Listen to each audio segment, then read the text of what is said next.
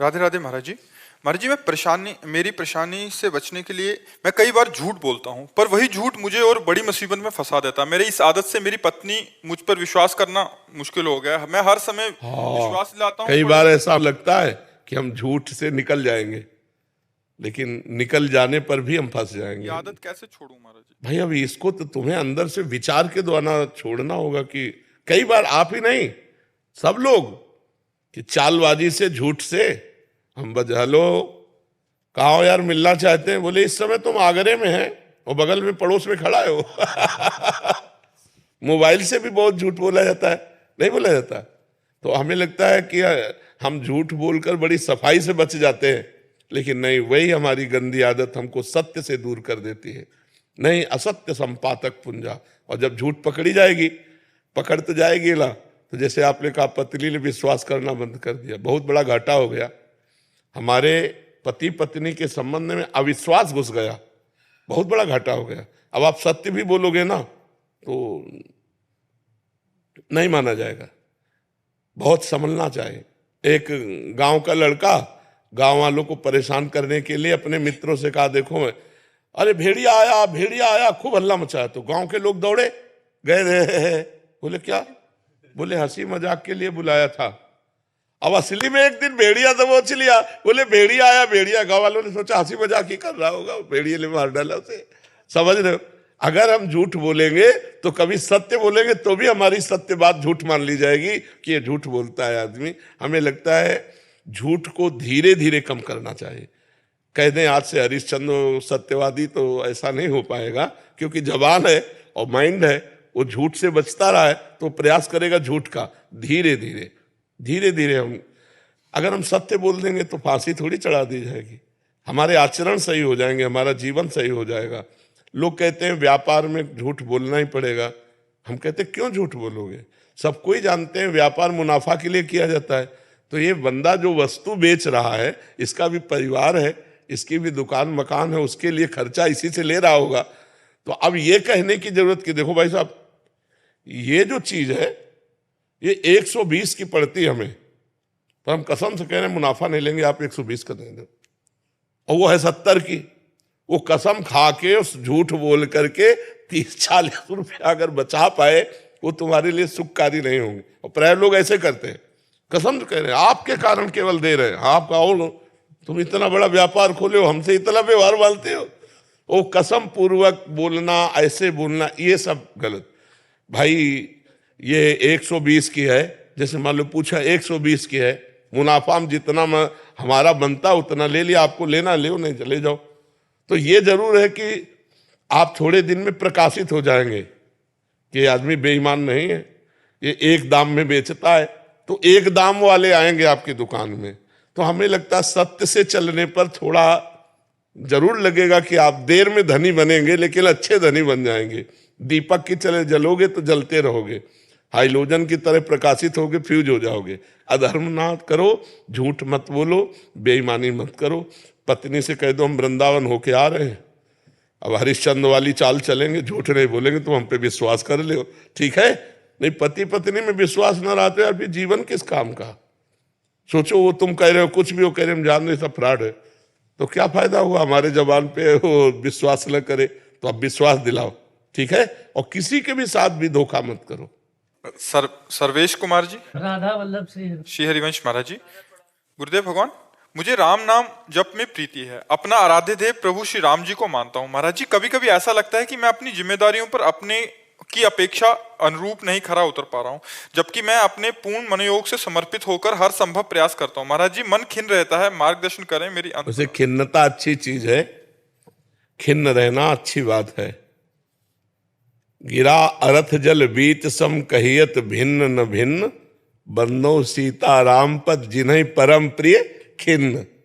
अगर हम भगवत भाव को लेकर खिन्न रहते हैं, असंतुष्ट रहते हैं, तो बहुत उन्नति की ये वृत्ति है। और संसार की तरफ से संतोष और भजन की तरफ से असंतोष, और अपने भजन में खिन्न रहना कि जैसा होना चाहिए वैसा नहीं हो रहा, जैसा भगवान के दासों में जो सद्गुण पाए गए, जो समर्पण पाया गया, वो मेरे में नहीं है, नाथ आप देख लो। ऐसे असंतुष्ट रहना ये परमार्थ की उन्नति का लक्षण है। और इस पर गर्व होना कि मैं तो बहुत चकाचक सद्गुण संपन्न हूं, ये लोग फिर पतन का लक्षण है। अहंकार आ जाए अपने समर्पण का, अपनी भक्ति का, तो पतन का रास्ता खुल जाता है। ये जो भागवतिक गर्व है, ये वो गर्व नहीं जो पतन करने वाला कि मैं प्रभु का हूं, तो सब में प्रभु है तो मैं सबका दास हूं। मैं प्रभु का हूं, इस बात की सिद्धि तभी होगी जब सबके दास बनोगे।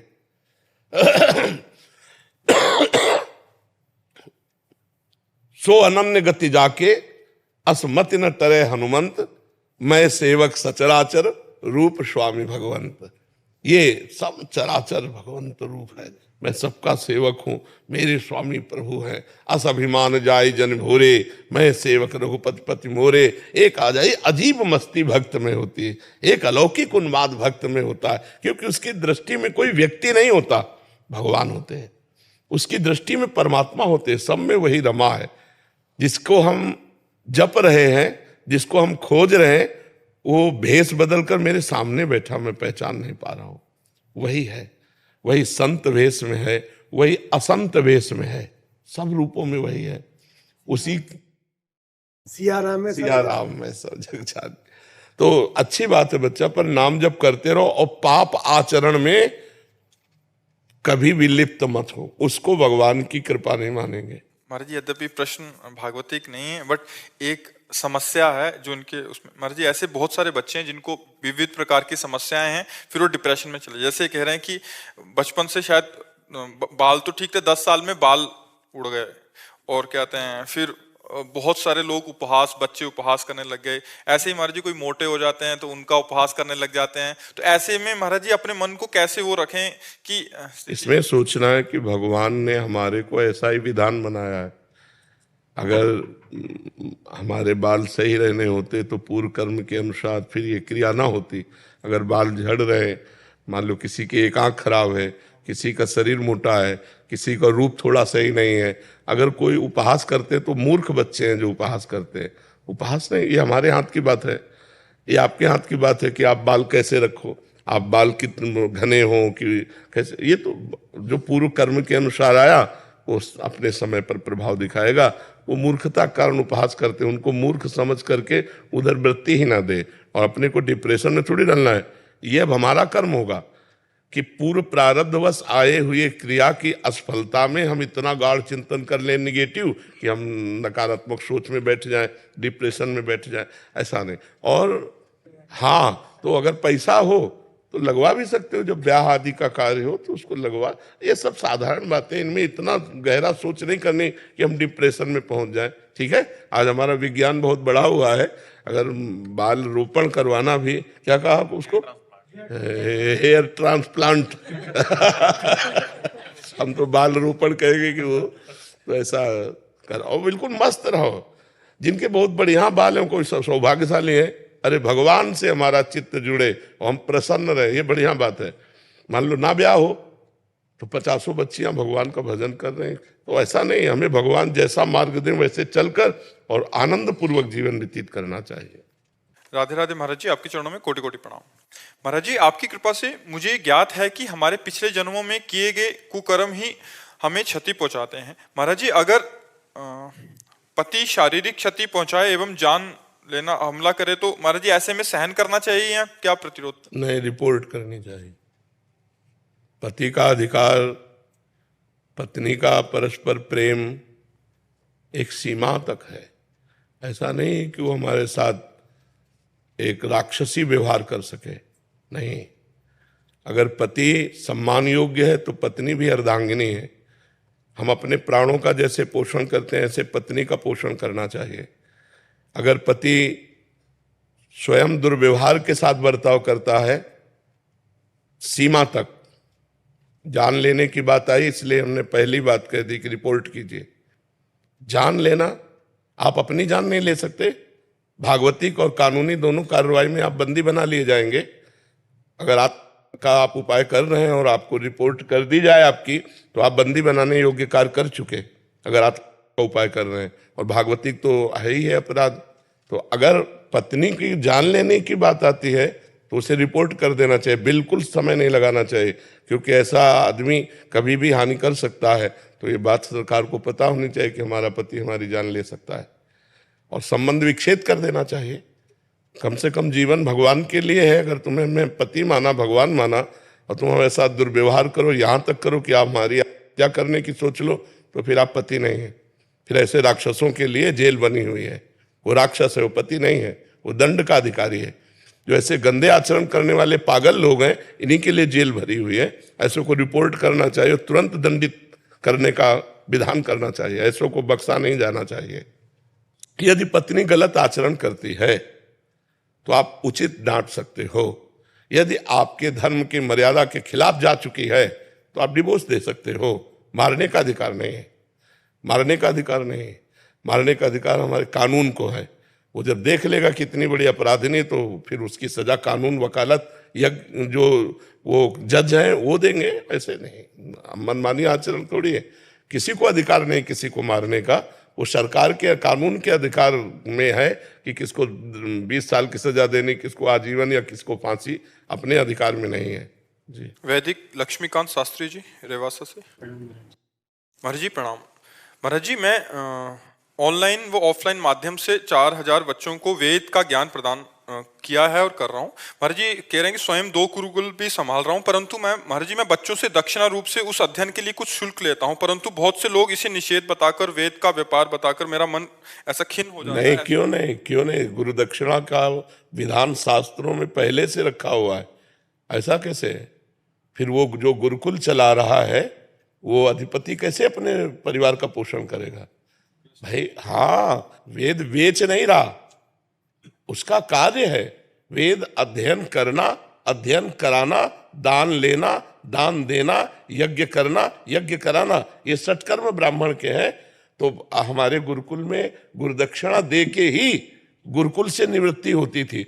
भगवान श्री कृष्ण ने जब पूरा पाठ्यक्रम हुआ तो इसके बाद गुरु जी को प्रणाम करके कहा कि आप गुरुदक्षिणा बोलिए। संदीपनी गुरु भगवान ने भगवान श्री कृष्ण से कहा कि आप जैसा शिष्य हो, ये सौभाग्य हमें मिला, जगतपति भगवान हमारे शिष्य, इससे बड़ी हमें गुरुदक्षिणा नहीं चाहिए। तो भगवान ने कहा नहीं, बिना गुरुदक्षिणा दिए ये रीति नहीं है, तो आप गुरुदक्षिणा मांगिए। तो उनका फिर गुरु माता से पूछिए।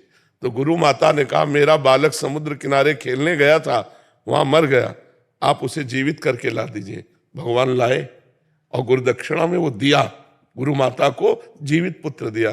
तो ये शास्त्र प्रमाणित बात है। बिना गुरुदक्षिणा के शिष्य की जो अध्ययन वृत्ति है वो पूर्ण नहीं मानी जाती। तो ऐसा नहीं है कि हम शुल्क ले रहे हैं तो वेद को बेच रहे हैं, नहीं, ऐसा नहीं। विचार करो, उसके बच्चे हैं, उसका परिवार है। आज समझो क्या है, अगर वो वेद मंत्रों का पाठ करके तुम्हारे जो उपरोहित कर्म में तुम्हारे जो व्यवहार हैं उनको पूर्ण करा रहा है, तो आपका कर्तव्य बनता है कि आप उसको दक्षिणा दीजिए। जो आचार्य है वो चाहे यज्ञ हो, चाहे पूजा हो, चाहे अध्ययन हो, भेंट देना ही चाहिए, जबरदस्ती देना चाहिए। वो ना ले तो भी देना चाहिए, क्योंकि उसकी पूर्णता तभी होती है। आप इसमें खिन्न मत होइए, उदार भाव से विद्या अध्ययन कराइए और उचित भेंट लेकर अपने परिवार का पोषण कीजिए। ये वेद बेचना नहीं है। डॉक्टर ब्रिजेश कुमार जी। राधे राधे। राधे राधे महाराज जी। महाराज जी, मैं सदा ही पशुओं का उपचार करने या दवा लिखने के पूर्व ईश्वर से प्रार्थना करता हूं कि इस वक्त मुझे संबंधित पशु के रोग की सबसे अच्छी दवा याद आवे। इसी के परिणाम स्वरूप जब पशु ठीक होता है तो पशुपालक तो मेरे चिकित्सक ज्ञान की प्रशंसा करते हैं, किंतु मैं प्रभु को धन्यवाद देता हूं, पर प्रभु पशुपालक की ये प्रशंसा मुझे लंबे समय तक याद रहती है। किंतु कुछ गंभीर रोगों में जब हम पशु को नहीं बचा पाते तब ये मानकर कि हरी इच्छा ही होगी भूल जाता है। बहुत सुंदर विचार है। और एक और डॉक्टर हैं, ये भी ऐसे ही कह रहे हैं कि ये भी ऐसे ही करते हैं, बट कभी कभी जिन्होंने जब सफलता या असफलता मिलती है तो लोग बहुत गलत शब्द का प्रयोग करते हैं, तो उस समय मन दुखी होता है। कोई बात नहीं, दुखी नहीं होना चाहिए, अपने को पक्का होना चाहिए। जैसे मेरा प्रयास 100% भगवत प्रेरित ठीक हुआ, अब इसके बाद वो जीव मर गया, चाहे वो मनुष्य हो चाहे वो पशु हो, हमारा डॉक्टर का एक प्रयास होता है, सफल प्रयास। अब परिणाम भगवान के ऊपर है। जैसे उसका प्रारब्ध है कि अब इतने मिनट इतने सेकंड के बाद ये मरेगा, तो तुम चाहे संजीवनी जड़ी पिला दो, वो मरेगा, क्योंकि उसकी आयु समाप्त हो गई है। आयु को बढ़ाया नहीं जा सकता, आयु डॉक्टर के हाथ में नहीं है। रोग का निवारण करने की क्षमता औषधि में है, लेकिन आयु को बढ़ाने की क्षमता नहीं है। अगर आखिरी श्वास है, आपके इंजेक्शन लगाते लगाते तो आखिरी श्वास ही हो जाएगी। तो हमको इस बात पर धैर्य रखना चाहिए कि हमारा प्रयास उत्तम रहा, औषधि उत्तम दी, इसके बाद जीव का परिणाम यह है कि उसकी आयु समाप्त है, इसलिए वो मर गया। हमें दुखी नहीं होना। सामने वाला गाली दे रहा, वो अज्ञानी है, वो इस विषय को नहीं जानता। केवल वो रोग निवारण के उतने ही विषय को जानता है जितना पढ़ाई की है, जितना अभ्यास किया है, शेष बात नहीं। शेष तो भगवान के ऊपर होता है। जैसे आपने कहा, प्रारंभ में भगवान से कहते हैं कि मुझे रोग की औषधि बताइए, ये बहुत उत्तम बात है। और जब प्रशंसा मिलती है तो उसे भगवान की तरफ कर देते हैं कि प्रभु आपने ही बताया था, आपने ही प्रयास कराया था, ये आपकी ही प्रशंसा हो रही है। और जब निंदा होने लगे तब आपको सोचना चाहिए कि अज्ञान की धरा में निंदा कर रहा है, क्योंकि हमने भागवती प्रेरणा से ठीक औषधि की। अब उसकी आयु नहीं है तो मैं आयु थोड़ी बढ़ा दूंगा। गुरु जी, ये प्रसन्नता हमारे अहम को तो नहीं बढ़ा देगी?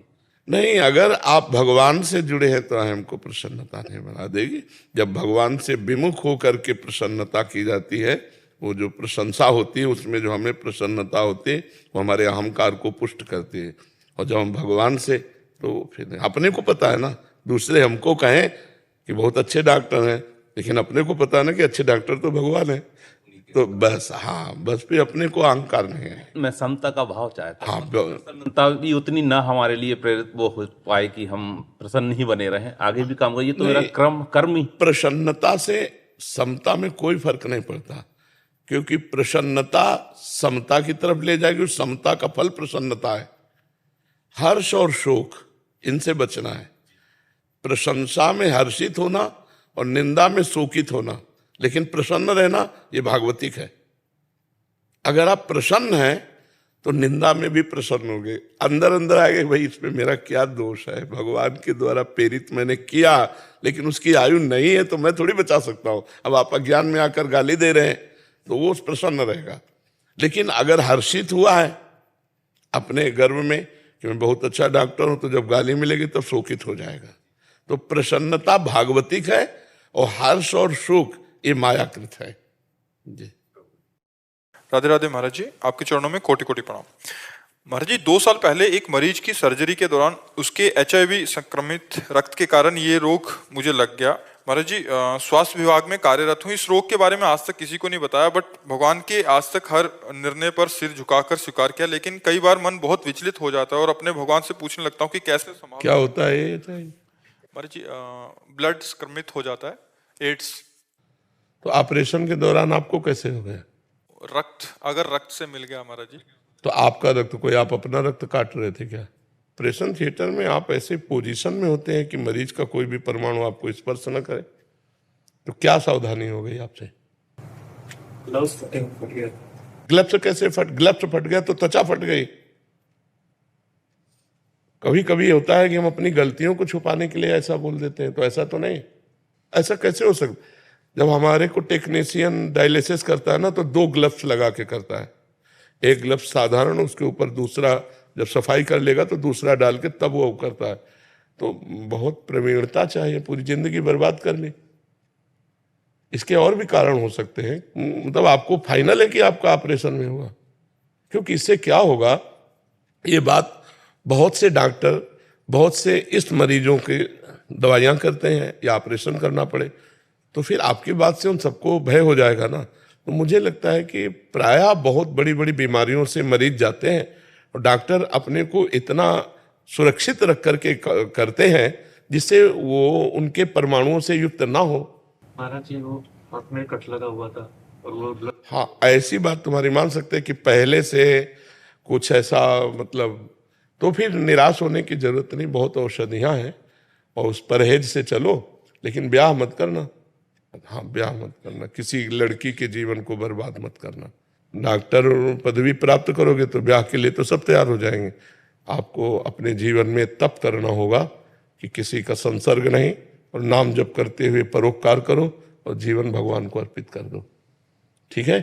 मान लो आप तो विवशतावश भगवान को अर्पित कर रहे हो, हम लोगों ने तो आनंद पूर्वक अर्पित किया है कि कभी विषय नहीं भोगेंगे, कभी संसार के सुखों को स्वीकार नहीं करेंगे। सब बड़ी बड़ी पदवी के बच्चे अपनी अपनी सरकारी नौकरी छोड़कर भगवान में, तो ये कोई दुख का विषय नहीं है, दुर्भाग्य का विषय नहीं है। भगवान ने आपको परिस्थिति ऐसी दे दी तो आप बढ़िया अच्छे से चलो, आनंदित होकर, जितने दिन जीवन है मस्त रहो एकदम। औषधि और परहेज दोनों को संभालते रहना, और किसी के संसर्ग में अपना रोग किसी को दान ना हो जाए, ये ध्यान रखना। खान पान व्यवस्था सब भले किसी से न बताओ, लेकिन अपने को बचा के रखो कि कहीं आपका किसी भी तरह से ये संक्रामक रोग दूसरे के शरीर में न चला जाए, ठीक है। और नाम जप करते रहिए, और बहुत अच्छा जीवन है। जरूरी थोड़ी कि संसार का जीवन हो। कितने सैकड़ों बच्चे बच्चियां हैं जो भगवान के मार्ग में चल रहे हैं स्वयं से त्याग करके। तो आप इन्हीं कपड़ों में संत हो जाओगे। डॉक्टर ही रहो, दूसरे की सेवा करो, पर अपने मन को संयमित रखो, ठीक है। और कुछ मन में परेशानी? महाराज जी, किसी के साथ मतलब कि किसी मरीज को देखते हैं तो डर रहता है कि मेरी वजह से किसी का। हाँ, लेकिन आप वो व्यवस्था है, डरो मत, ऐसी सावधानी रखो, ऐसी व्यवस्था से रहो कि उसको ऐसा ना हो। ये बिल्कुल ठीक बात है। और कभी डिस्टर्ब मत होना। मान लो इसको ज्यादा गाढ़ चिंतन करोगे तो लगेगा जीवन ही छोड़ दे। एक मन को संभालता हूँ, कई बार उलझ जाता हूँ बिल्कुल। हाँ, ये तो इसीलिए मस्त रहो, मस्त जीवन रखो। मतलब ज्यादा नहीं तो फिर डिप्रेशन में पहुंच जाओगे, फिर आपको डॉक्टर की जरूरत पड़ेगी। कुछ नहीं है, प्रारब्ध भोग है, प्रारब्ध आया है, चला जाएगा, कुछ नहीं बिगाड़ सकता। तो भगवान की कृपा आपको प्राप्त होगी, क्योंकि आप सत्यता से चल रहे हो, अपने प्रारब्ध को भोग रहे हो, तो भगवान की कृपा प्राप्त होगी, ठीक है। अच्छे बच्चे हो, निराश मत हो। देखो हमारी दोनों किडनी फेल है, हम निराश हो तो पड़े ही रहे। डायलिसिस होता है, रोज डायलिसिस होता है, फिर हम आनंदित रहते हैं। जैसे जैसे प्रभु रख रहे हो वैसे वैसे हम रह रहे हैं। आनंदित होने के कारण हमारे शरीर पर उसका कुप्रभाव नहीं पड़ रहा। नहीं, किडनी का कुप्रभाव जैसे डायलिसिस का है ना, तो अभी किसी काम के न रहे, हम आनंदित रहते हैं, प्रसन्न रहते हैं। हम प्रसन्न रहते हैं, इसलिए आप भी प्रसन्न रहिएगा, ठीक है। नेहा जी दिल्ली से। गुरुदेव, मेरे माता पिता ने एक सपना देखा था कि मैं एक उच्च पदाधिकारी बनूं। उन्होंने मेरे हर संभव प्रयास किया और मैंने भी बहुत मेहनत की, बट असफलता हाथ लगी। महाराज जी, अब असफलता से डर सा लगने लग गया है, प्रयास करने में भी डर लगने लग गया है कि दोबारा असफल हो गई तो दोबारा प्रयास करेंगे। हमको प्रयासरत रहना है। हमारा पूर्व का प्रारब्ध जो है ना, जैसे हमको दुख देना है प्रारब्ध को, तो अब हम अगर सफल हो जाएंगे तो दुख कैसे मिलेगा? तो असफल करेगा ना, तो कई बार असफल करेगा, कितनी बार प्रारब्ध अटैक करेगा। हम हर बार प्रयास करते हो। प्रारब्ध को असफल करने के लिए नाम जप करो। नाम जप करते हो साथ में, अधिक से अधिक संख्या में, अधिक संख्या में नाम जप करो। तो जो प्रारब्ध आपको असफल करना चाहता है, आप उस प्रारब्ध को असफल कर दीजिए और आप सफलता प्राप्त कीजिए। मंत्रानुष्ठान में और भगवान के स्तोत्रों में और भगवान के नाम जप में बड़ी सामर्थ्य है। यदि हम भगवान के मंगलमय स्तोत्रों का, जैसे भारी से भारी संकट हो और गजेंद्र मोक्ष का पाठ करें रोज, तो भारी से भारी संकट निवृत्ति हो जाएगी। धन चाहिए तो ऐसे स्तोत्र हैं जिनके गायन करने से धन की प्राप्ति होती है। यदि हमें अपने लक्ष्य की प्राप्ति चाहिए तो मंत्रानुष्ठान, जप, इनमें इतनी सामर्थ्य है कि प्रारब्ध को नष्ट करके हमारी सफलता। अब माला दो माला से तो बात बनने वाली नहीं। डट के मंत्रानुष्ठान करो, नाम जप करो, तो यहाँ के अधिकार की क्या बात है, ब्रह्मा का अधिकार मिल जाए। ये तो मर्त्य लोक के कोई अधिकारी पद की बात है, ब्रह्मा का अधिकार मिल जाए। देखो, पूर्व का पुण्य है तो हमारे देश की एक महिला राष्ट्रपति है। तो हम निराश तो कभी होंगे ना कि अब हमसे नहीं हो पाएगा, नहीं।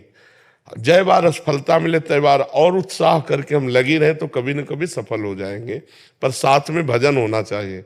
अगर तप नहीं है, भजन बल नहीं, तो किसके बल से आप प्रारब्ध को दबा करके आगे बढ़ेंगे? वो भजन बल ही होता है। इसलिए खूब भजन कीजिए, नाम जप कीजिए और भगवान से प्रार्थना कीजिए, तो कभी न कभी तो सुन ही लेंगे। महाराज जी, मन में भय हो गया है कि असफलता के डर की वजह से और उसकी वजह से जो माता पिता को दुख होता है, उनका जो चेहरा देखना पड़ता है। देखो, इस पे ध्यान नहीं देना चाहिए। इस पे ध्यान नहीं देना चाहिए। वो तुम्हारे हाथ की बात है क्या? अब बच्चे इसी बात को ज्यादा ध्यान देने लगते हैं तो गलत मार्ग में चले जाते हैं। ना हम माता पिता के दुख को देखेंगे, ना स्वयं दुखी होंगे। ऐसे बच्चे तो गलत कदम उठा लेते हैं। बिल्कुल नहीं देखना। माता पिता दुखी हैं तो मैं क्या करूं? तुम्हारा प्रारब्ध भोग है। मैं तो प्रयासरत हूं, तुम्हारे प्रारब्ध में नहीं लिखा है हमसे सुख भोगना, तो कैसे करें? नहीं हम पदाधिकारी बन जाए, आपको सुखी देखें, तो तुम्हारा भी प्रारब्ध है। तो इसलिए नाम जप करो, विवेक पूर्ण रहो, निराश मत हो और किसी के ज्यादा उदास होने पर चिंतन मत करो, क्योंकि वो अपने स्वार्थ से आपकी तरफ देख रहे हैं ना, कोई परमार्थ की तरफ थोड़ी देख रहे हैं। स्वार्थ संबंध की अगर मेरा बेटा बेटी पदाधिकारी हो जाता तो वो भी सुखी रहता और मुझे भी सुख प्राप्त होता, यही चिंतन होता ना। तो वो प्रारब्ध के अधीन है। क्या जितना प्रयास करो, जब तक प्रारब्ध क्षीण नहीं होगा तब तक आपको बढ़ने नहीं देगा। कई लोग ऐसे होते ज्यादा प्रयास नहीं करते, उन्नति को प्राप्त हो जाते हैं, उनका प्रारब्ध उनको सपोर्ट कर रहा है। कई लोग ऐसे बहुत विज्ञ है, बहुत प्रवीण है, लेकिन उनकी प्रवीणता कागज में लिखी रखी, उनके पास हासिल है प्रवीणता, पर उसका लाभ वो नहीं ले सकते, क्योंकि प्रारब्ध जहां कदम रखेंगे वहीं गिरा देगा। प्रारब्ध पूर्व का पाप कर्म हमारा होता है ना, तो हम इतना भजन करें कि पूर्व के प्रारब्ध कर्म को हम विध्वंस कर दें, तब तो हम आगे बढ़ सकते हैं। नहीं तो बार बार हमें निराशा, और इतनी निराशा हो जाएगी कि फिर जैसे बच्चे फेल हो जाते हैं, उनको लगता है मम्मी पापा डांटेंगे और मित्र लोग उपहास करेंगे, तो इससे अच्छा ऐसा तो कर लो। ये विवेक नहीं है, बुद्धिमानी नहीं है। हमें हर बार प्रयास करना चाहिए, और एक मार्ग में प्रयास निष्फल हो जाए कई बार तो दूसरा मार्ग चयन करना चाहिए। ऐसा नहीं कि आप पदाधिकारी बनकर ही केवल धन कमा सकते हैं, आप व्यापारी बनकर भी तो कमा सकते हैं, आप छोटा काम करके भी तो कर सकते हैं। तो हम देखें कि जिस विषय में बार बार असफल हो रहे हैं तो हमें मार्ग चेंज कर लेना चाहिए, हमें दूसरा मार्ग ले लेना चाहिए। पढ़ लिख करके आप ऐसी नौकरी भी कर सकते हैं जिससे आपको अच्छे पैसे मिल जाएं और आप अपने परिवार का पोषण करें। तो जरूरी सरकारी पदाधिकारी ही बन करके हम अपने परिवार का पोषण कर सकते हैं? नहीं। तो हमें बहुत गंभीर रहना है, धैर्यवान रहना है और भगवान से जुड़े रहना है, तो हमारी जिंदगी आज नहीं तो कल प्रकाशित हो जाए। प्रजापति जी, IIT रुड़की। महाराज जी, हमने आपको हृदय से अपना गुरु मान लिया है और कुछ समय से आपको सुन भी रहे हैं। हम इंजीनियरिंग कॉलेज में पढ़ाई करते हैं जहां वातावरण इतना सात्विक नहीं है, किंतु आपने हमारे जीवन में ऐसा प्रभाव डाला कि जीवन आनंदमय हो गया है। गुरुदेव, हमारा प्रश्न ये है कि हम पढ़ाई के चलते नाम जप को लगभग 1 घंटा ही दे पाते हैं। कृपया करके हमें बताएं कि नाम जप का कोई ऐसा तरीका बताएं, बस इतना समय देकर भी हम नाम को सिद्ध कर पाए। देखो, हम घंटे और माला पे ज्यादा जोर नहीं देते, हम निरंतरता पे जोर देते हैं। जैसे आप जो अपना कार्य कर रहे हो उस समय तो आप शायद नाम जप नहीं कर पाएंगे क्योंकि आपकी अभ्यास वृत्ति नहीं। तो वो बताया जैसे इस बच्चे को कि अपने किए हुए कर्तव्य को भगवान को समर्पित कर देना। अब जैसे हम खाली हुए, राधा राधा राधा राधा, फिर पढ़ाई में लग गए, फिर लग गए, फिर राधा राधा राधा। 1 सेकेंड भी खाली हुई तो तुरंत अभ्यास लाओ, राधा। एक बार ही कहा राधा, फिर लग गए, फिर राधा। महाराज जी, आप जैसे बताते हो कि नाम ऐसे लिखना होता है, तो अभी उसके लिए फिर पढ़ाई डिस्टर्ब हो जाओ, वो खाली समय में कर सकते हो। जैसे बैठते हैं तब तो वो ऐसा चलता है। हाँ हाँ। और जैसे मान लो कुछ काम कर रहे हैं, खाना खा रहे हैं, हाँ, फिर होता है कि नाम तो चल रहा है लेकिन वो ध्यान नहीं। बस बस इतना ही पकड़े रहो, आप नाम चलाते रहिए। ध्यान तो तब होता है जब शांत, ध्यान का प्रकरण ही जब आएगा ना तो आसन जरूर आता है, उसी में ध्यान प्रकरण आता है, अष्टांग योग में आता है ना। तो ध्यान तभी हो सकता है जब शुद्ध आसन पर बैठा हो, शांत बैठा हो, तभी नाम का ध्यान करते हो सकता है। अब चलते फिरते उठते नाम जप हो सकता है, ध्यान नहीं, क्योंकि आप लोग संसार में है ना। अब जैसे अपने लोग हैं तो चलना भी अलग है, बैठना भी अलग। जैसे बच्चा कह रहा है, इसको समझा रहे हैं लेकिन है कठिन विषय, क्योंकि जिससे हम मिल रहे हैं वो सब भागवतिक भाव वाले आ रहे हैं, जिससे हम मिल रहे हैं वो भागवतिक प्रश्न कर रहे हैं, लेकिन आप जिनसे मिल रहे हो भागवतिक भाव वाले नहीं है, वो गंदी बात वाले। फिर भी आपको बचना है, इसी बात से फर्ज। हाँ, फिर भी आपको बचना है, अभ्यास करना होगा। हम ये मान करके अपने को कमजोर समझ लेंगे तो हम टूट जाएंगे, हम परमार्थ के पथिक नहीं रह जाएंगे और जीवन को जो लाभ है वो हम वंचित हो जाएंगे। तो आप जैसे नाम जप कर रहे हो ऐसे ही करते रहिए। महाराज जी, जैसे मान लो श्री जी का प्रेम बरस जाए तो नाम सिद्ध करने का इस सब का फिर कोई जरूरत नहीं रहती, क्योंकि वो चित्त फिर उसी में है। हाँ, परिपक्व अवस्था आ जाती। जैसे आदमी जब पागल हो तो वो जिस विषय पर पागल होंगे उसको कई बार अपने बोलने में उसी को बार बार लाएंगे। तो मनोवृत्ति जब हमारी भजन में डूब जाती है तो हम चाहे जो कुछ कार्य करें वो अंदर चलता रहता है। जैसे आप हमसे बात कर रहे हो लेकिन पूरे एकाग्र नहीं हो, बीच में मन, आप देखना 15-20 मिनट बैठने में क्या क्या कर डाला, तो वो जो कर रहा है अंदर वाला, उसमें जब भजन पहुंच जाएगा बस फिर निहाल हो गए। आप कार्य बाहरी कर रहे हो, बात कर रहे हो, वो अंदर ही अंदर भजन पकड़ता है। जैसे अभी हमसे बात कर रहे हो पर अंदर अंदर वो प्लानिंग उसकी चल रही मन की चल रही, उस प्लानिंग की जगह नाम पहुंच जाए, उस जगह नाम पहुंच गया तो स्वतः चलेगा, फिर आपको चलाना नहीं पड़ेगा। जैसे आप हमसे चला रहे हो बातचीत, लेकिन स्वतः चल रहा विषय चिंतन, और जब स्वतः भजन चलने लगे तो ये फिर व्यवहार, बातचीत, विषय ग्रहण कुछ फर्क नहीं पड़ता, क्योंकि वो अंदर अंदर चल रहा है। उसे कहते सिद्ध पुरुष, कि उसने अपने मन को भगवदाकार कर लिया, नामाकार कर लिया। ये अभ्यास से होगा लंबे समय तक। पातंजलि जी कह रहे हैं, सातु दीर्घ काल निरंतर सत्कार सेवितो दृढ़ भूमि। वह जब बहुत लंबे समय तक आदर सहित अपने साधन को किया जाए तो दृढ़ भूमि, दृढ़ भूमि वही कि जहां हमारा डबल चिंतन चलता है वहां वो पहुंच गया। अब वो जैसे दिल धड़क रहा है, हम धड़का नहीं रहे, आंखें चपक रही, हम झपका नहीं रहे, ऐसे भजन हो रहा, हम कर नहीं रहे। क्या कहना चाहते हो बच्चा? महाराज जी, एक और प्रश्न है कि हम जाना चाहते हैं काशी या अमरकंटक, और राधे रानी हमें यहाँ पे बार बार बुला लेती है महाराज जी। तो आ जाओ वृंदावन, वृंदावन आ जाओ। भिक्षा और इच्छा, ईश्वर की इच्छा और अपनी भिक्षा, वो कहाँ रखता है, कैसे रखता है, उसकी बात। चाह मिटी चिंता मिटी, मनुआ बेपरवाह, जिनको कछु न चाहिए वो साहन के साथ मस्त एकदम भगवान के भरोसे। पर अब गांव गलियों में घूमने का समय नहीं रह गया। आजकल तीर्थों में ही भ्रमण करो, क्योंकि वहां भागवतिक माहौल है। गांव घरों में नए बच्चा देख के कहेंगे जासूस है, आतंकवादी है, कौन क्या बोल दे, बच्चा चोर है और मार लाठी चला दे, मार। बहुत समय खराब आ गया है। तीर्थों में भ्रमण करो, काशी है, जैसे है हरिद्वार है, ये धर्म क्षेत्र है। 84 कोस ब्रजमंडल है, यहाँ साधु की महिमा है, साधु को जानते, बाहर थोड़ी साधु को कोई जानता है। कै साल के हो अभी? 21 वर्ष महाराज। हाँ, तो अभी मुकुलित अवस्था है, अब जवानी की तरफ पदार्पण हो गया है। बहुत संभल के रहना, और अगर 20 वर्ष सही पार कर ले गए, 20 + 20, तो आगे फिर जीवन अच्छा है, नहीं तो फिर फंस जाओगे कहीं ना कहीं। कंचन कामिनी कीर्ति यही सब है फंसाने वाले। निकल, जीवन बहुत अमूल्य है। ये महाराज जी भोलेनाथ के जाप करते हैं और ध्यान बांके बिहारी लाल का आता है। वो एक ही परमात्मा तत्व तो एक ही है, रूप उनके अलग अलग है। कोई नंद के लाला की जय, गोकुल नाथ की जय।